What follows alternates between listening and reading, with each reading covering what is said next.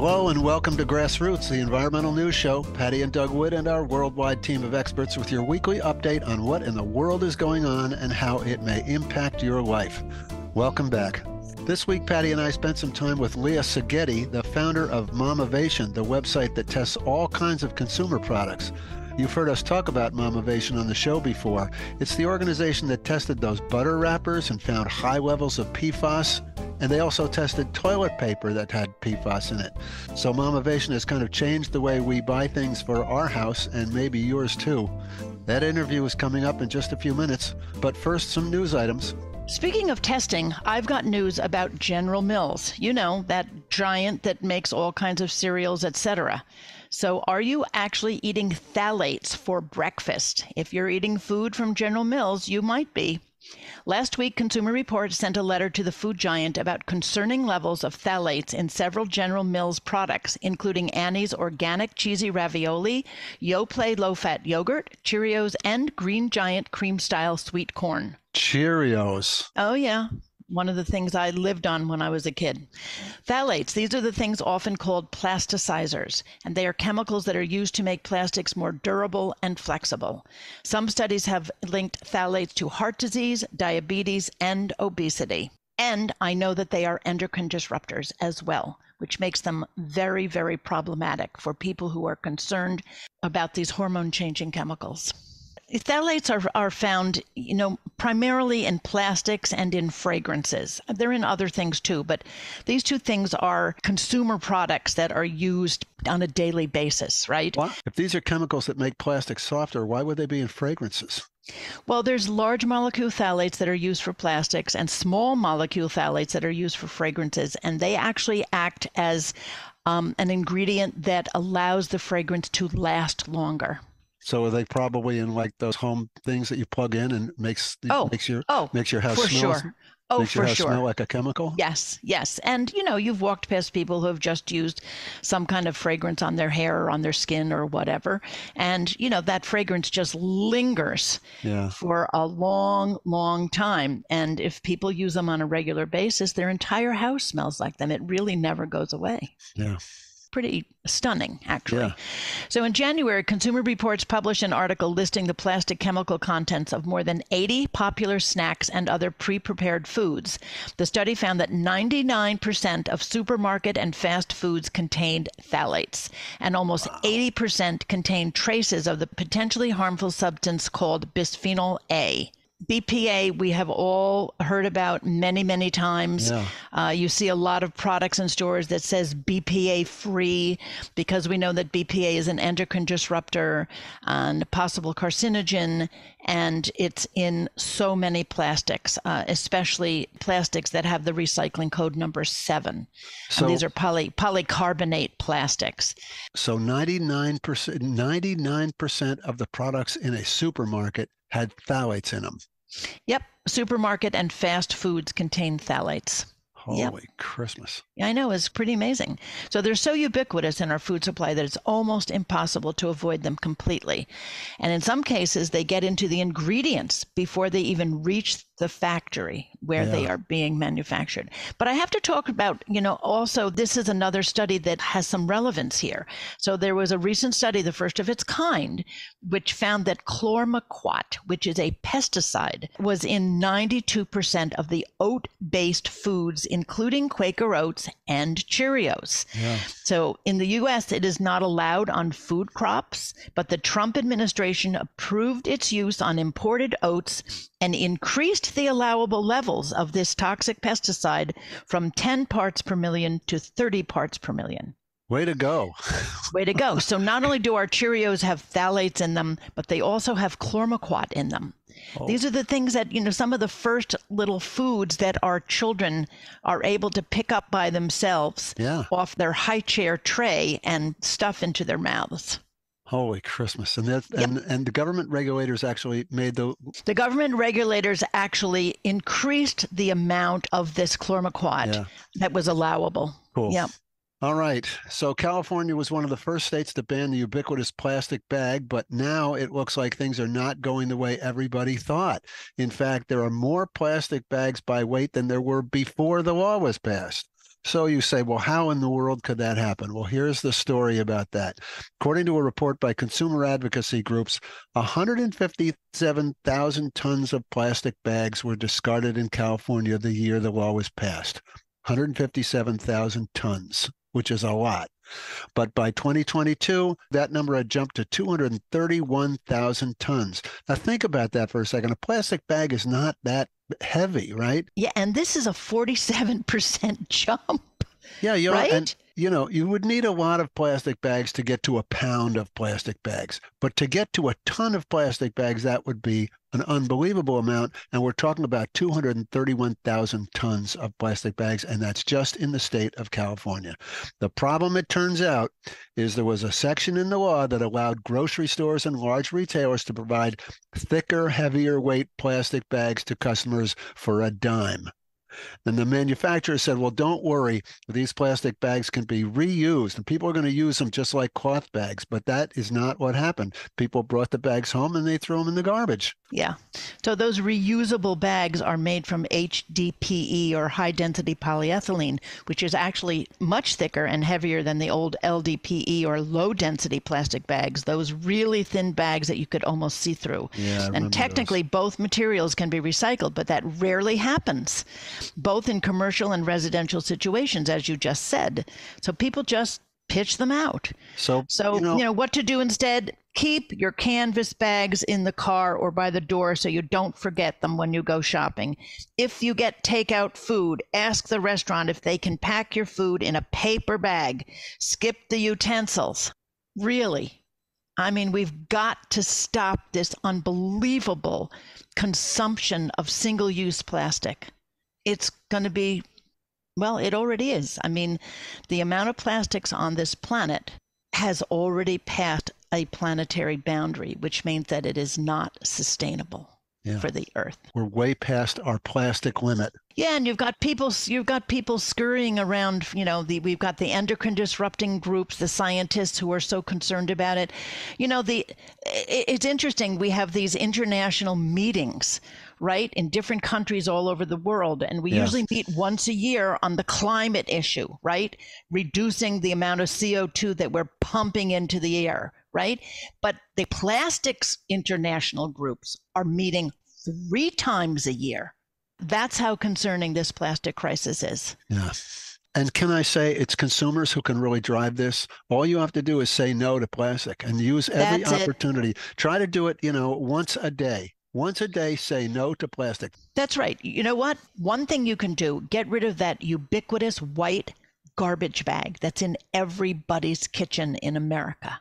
When you're grocery shopping, you get a couple of double paper bags and you use those as your garbage bags. All your dry garbage goes into that bag. You collect your wet garbage either for your compost, if it's fruit and vegetable scraps, and you actually give it back to the earth where it's useful. Remember, rotting produce makes beautiful soil in a compost heap, but rotting produce in a landfill makes methane, which is a gas that is actually a more potent greenhouse gas than CO2. And then just put your wet garbage in a used plastic bag or in a bio bag, which biodegrade, quite easily in the environment, and just tie that up and put that in the top of your paper bag. Skip the white plastic garbage bags in your kitchen. Good advice to live by. All right. Okay, enough of that. And now for our feature story. It is all about Momavation and its founder, Leah Segedie.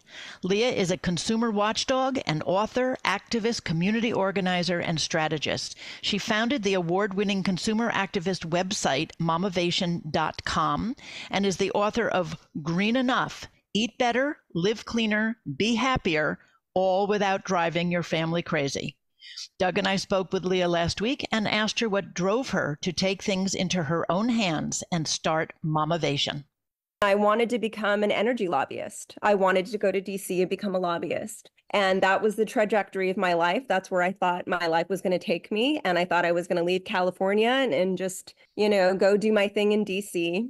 And then some things happened in my life that prevented that. The first thing that happened is I met my husband and he was the love of my life. So I said, okay, maybe I won't go to DC. Maybe I'll stay here in California. And then we got married. And then what happened was my father became very sick with mesothelioma. And that's the type of cancer you get from asbestos exposure. Came out of the blue. And it happened when I was 6 months pregnant with his first grandchild. And so back then, there weren't a lot of treatments. There wasn't anything you can do. They did a surgery. They found out that he had it. They closed him back up. They said, you got 6 months to live if you're lucky. And that's what they told him.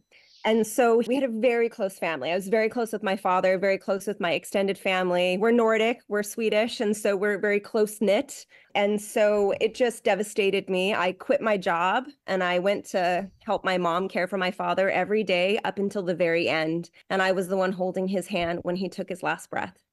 And that just devastated me. So I spent about a year just in a haze. I got really kind of obsessive over things. But what it really did as well is it had me start to think about things in consumer products, things in the environment.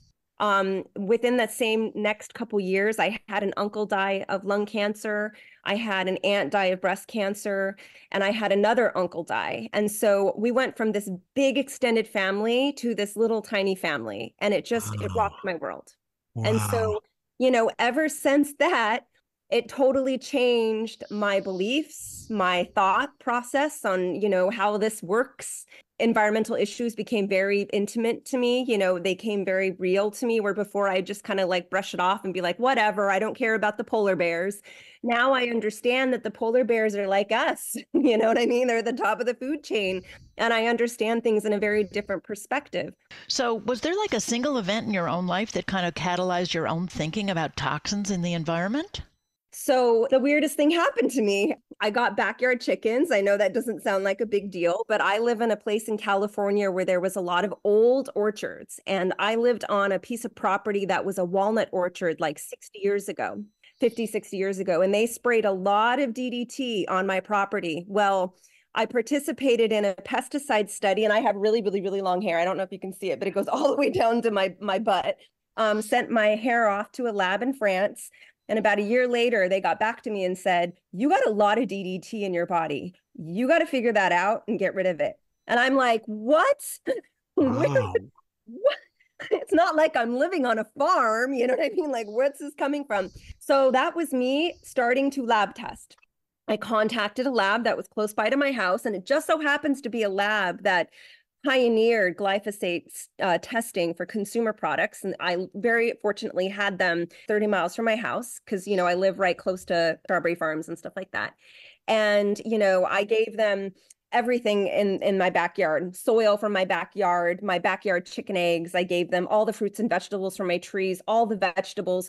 And what we found was that it was in the soil and it was also in the chicken yolks of my eggs. And so if you know something about DDT, it's a persistent chemical. So when those little chickens pecked into the soil, it went right into their yolk and right into my body.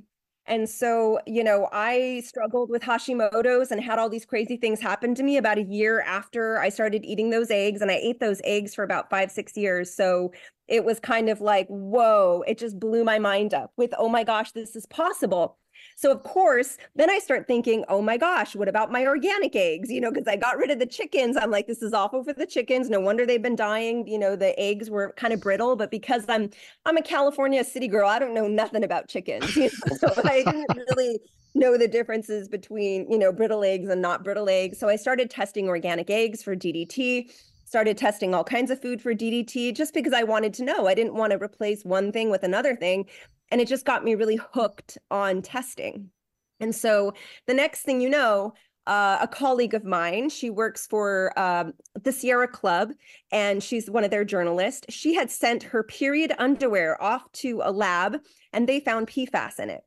And she reported on it, and I went, oh my gosh. And the industry was getting all involved. They were denying everything. They were doing all kinds of crazy shenanigans behind the scenes. And I was covering it on my website and watching how they were changing their website, watched how they were doing stuff, and just kind of, documenting everything. And of course, you need to be aware that companies themselves may not always be aware of exactly what's in their own products. A CEO reached out to me, which was really interesting.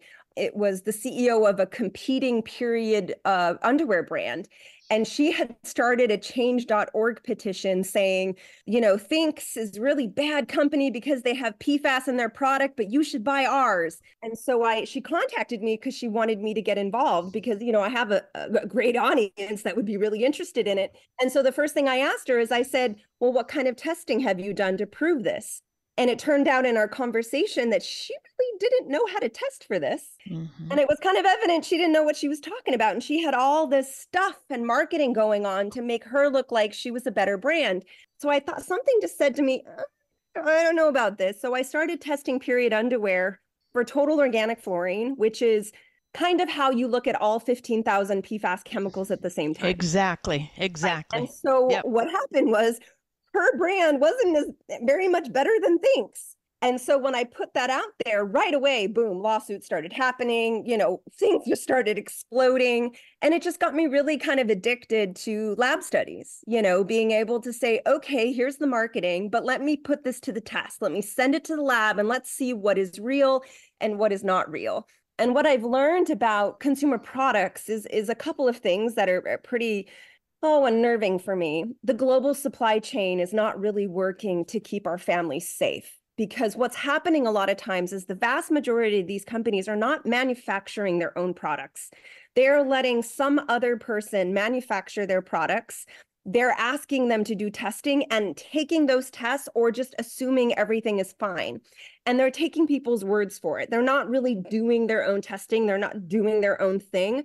I have met some founders and CEOs that do their own testing. They can't afford flashy marketing campaigns. So they're not the biggest companies out there that are selling the most products. They're actually the minority. All right. So I know that you have a whole team of experts that review your science and actually help you with your reports, including Pete Myers, who we know at Environmental Health News. It's a great organization where we get a lot of our own information.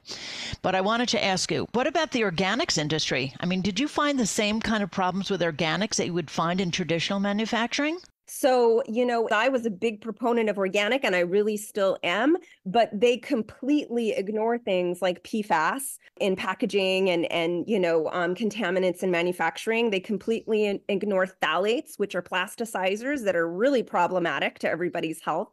They ignore all of these things. And, I have some words about that. So we test and we find things in organic sometimes that we don't find in conventional brands. I sit back and I think, why? Why is that? And the only conclusion I can come up with is when you're a big, huge consumer brand, you have a lot more Q&A, you have a lot more testing, you have a lot more resources at your advantage, where organic brands are only tied to the organic farming plan. And it's only very specific things. And those things have nothing to do with plasticizers or some of the contaminants that are approved by the FDA. But their audience, organic eaters, really value things that are phthalate free, PFAS free, everything free. They don't want to trade pesticides for plasticizers, that are just as bad for their hormonal health. So I find myself in this weird dichotomy in the world where sometimes the organic brands are not happy with me. Sometimes the conventional brands are not happy with me. But at the end of the day, I work for the consumer and I work for my community. So I don't really care what they think. So interesting. Yeah, okay, it's so really interesting. This is fun. So I have a couple of questions. So what did you do when they found that you had DDT in hair samples and so on? And was it DDE, the breakdown product of DDT? Yeah, it was You're DDE. exactly right. It was DDE. So how did you remediate, if there was any remediation for this? I mean, I know that, for heavy metals, you can do something, but what did you do? You go to the doctor and the doctor will say to you, there's nothing wrong with you and DDT isn't going to hurt you. And that's what my doctor at UCLA told me. And I went, well, then why did I get Hashimoto's? And why did all this stuff happen like a year after I started eating these eggs? And they just gaslight you. They're just like, oh, lady, you're crazy, Right. So, I mean, I had to follow my own guidance. I had at that point in time already taken everything out of my home and still kind of like, why do I feel bad? Why do I feel bad? It was the DDT. I finally found it, the thing that was, making my body go crazy. So we removed the eggs. I got rid of the chickens. And then we moved a couple years later to another place. And before we bought the house, I tested the whole property. And it's a new development. It was, started 15 years ago, so that everything is pristine. And I got a sauna, so I do a lot of saunaing, but I'm Nordic, so we do saunaing anyways. And it's kind Anyway, of yeah. like second nature. And I do avoidance, as best as I can. But also another thing I really had to do was just a lot of not stress out. You know what I'm saying? Like I just had to chill out. And I think for some reason, being able to lab test things and have the truth about something calms me down a little bit. So ironically, some people find that when they know the truth and they have the raw data, they're more upset. I actually am calmer because I'm like, all right, now I know what's going on. Now I know where it's at and I can just communicate it to everybody. And, makes me feel like I have more control in the world. I saw your recent post about tea. Is there anything you can tell tea drinkers about what you found, or haven't you finished that study yet? So I'm in the process of testing tea. I haven't put that out yet. We're actually at this moment right now testing tea for very specific PFOA, PFOS, like we're doing TOF testing, but what we're looking at is we're looking at the tea bags. And what I can tell your audience right now is if you're drinking tea, I would not opt for tea bags, even if it's organic. I would just avoid that whole spiel. I would go for the loose leaf tea, stick it in one of those stainless steel tea thingies and have at it that way. We're also doing PFOA, PFOS tests right now. So I'm identifying specific PFOA, PFAS contaminants. And I don't have all that data back yet, so I can't tell you which brands, but it's another example of something that my audience asked me about and I didn't have the answers. And so when my audience asks me things and I don't know, I shrug my shoulders. That's when I know I have to start testing. And tea is one of those things. The other thing we're testing right now is we're testing coffee. I just sent an organic brand off and we found a fungicide and it was just kind of like, well, that's not supposed to be there. And it's the Right. type Yeah. of fungicide that's used in storage to keep mold from gathering and stuff. And I know for a fact that this is not allowed in the organic standards. So we're going to keep testing coffee and I'm going to keep looking in to see, when we do pesticide testing, we do 500 plus pesticides. So it's kind of like not every single one available, but the vast majority of them we're testing for. And I also look at mycotoxins when I'm testing coffee. But we've tested all kinds of things for PFAS. When the TOF testing that I was telling you about before, the total organic fluorine testing, I counted it up. We've done 25 of these consumer studies, and that's available on Momavation. And it's everything from yoga pants and sports bras to contact lenses to green beauty makeup, which is one of our most popular because, oh my gosh, the stuff we've been finding in makeup, dental floss, toilet paper. We just put out condoms and lubricants the other day. That was really popular. I know, I loved it. All right. So let me just, I need to step back a little bit. So you are choosing the materials to test based on what you're hearing from your readers. Is that correct? The needs of the moms and my audience, what they need to know. Yeah. Okay. And information that's not out there and not available. That's what right. Are you testing for microplastics and nanoplastics at all? Yeah, but we don't have all our results yet. There's a lot of things that I have in process that some of the things that I'm working on, we're going to try to put in journals because I feel like they're a little bit more explosive and they need to go into a journal. And that's one of them where we're actually trying to identify everything that's in the plastic. So that's one of my to-do lists for this year. And I also have, I have a bunch of those too that you won't necessarily see on my site until we have all of that done. Don't want to say too much about that, but yes, I have a lot of these things on my to-do list. They just don't go as quickly as I would like to get them up. Yeah. So where are you headed with Momavation? Where will Momavation be in 5 years if you have your way? Well, the truth of the matter is the more my community supports our site by clicking on our links and buying, the more money we have to test. And so I would love to quadruple our testing budget because the more people that support us, the more we test.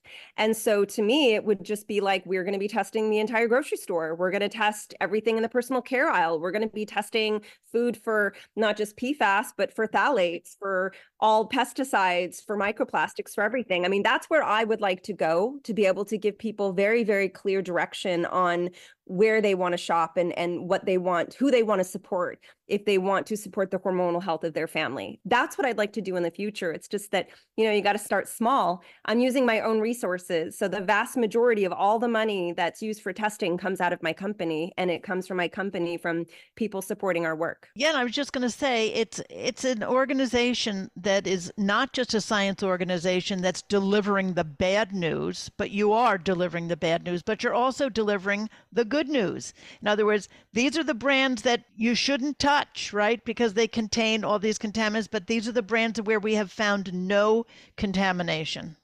Yeah, so the big thing about me is I try to give people answers, and I keep testing until I can find something to give them, Right. Because as a mother, they work so hard and they're already so stressed out. And the last thing they want to hear is, don't ever touch this thing here. Well, come on, there's got to be at least something that I can touch, don't say no to me 100% of the time. So I try to make things easier for them. So we have a not our favorite realm, which is things that are we found issues with, and a better realm, which is probably less toxic. We haven't found anything. If we found something, it was less. It just depends on the study.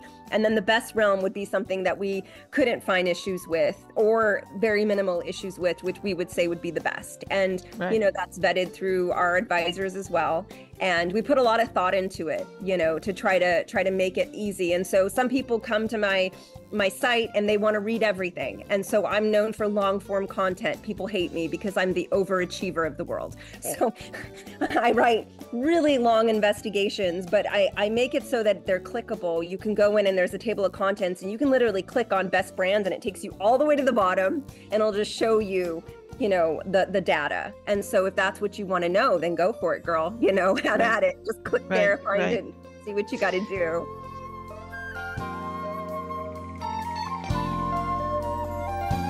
Leah Segedie, founder and driving force behind the popular website Momavation, where literally tens of thousands of women go to get straight answers about products that they are using every day. You can find Momavation on the web at momavation.org. That's going to do it for this edition of our environmental news show, Grassroots. Special thanks to our guest, Leah Segedie, our wonderful staff that supports everything we do, and you, our listeners. We are very grateful for your support of Grassroots. You can learn more about all of these subjects on our website, www.grassrootsinfo.org. You can also reach us through the website with your comments and questions. Again, it's www.grassrootsinfo.org. I'm Doug Wood. Patty and I will be back next week with another edition of Grassroots. Thanks for listening.